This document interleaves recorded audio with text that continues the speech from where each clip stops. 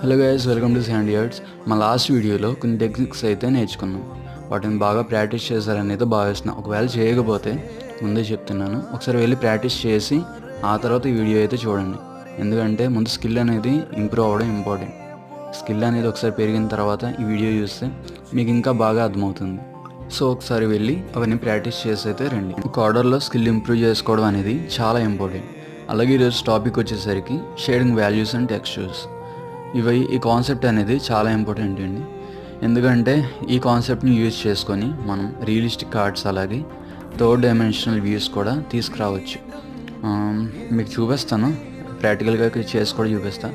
First అయితే explanation ఇస్తాను, థియరిటికల్గా మొత్తం క్లియర్గా చెప్తాను వాటి వల్ల యూజెస్ ఏంటి, వాటి ఉపయోగాలు ఏంటి అని. తర్వాత చిన్న డెమో ఒకటి వేసి మీకు లైవ్గా చూపిస్తాను అవి ఎలా పనిచేస్తాయి, సేమ్ లాస్ట్ వీడియోలో చేసినట్టే. ఓకే, స్టార్ట్ చేద్దాం. స్టార్ట్.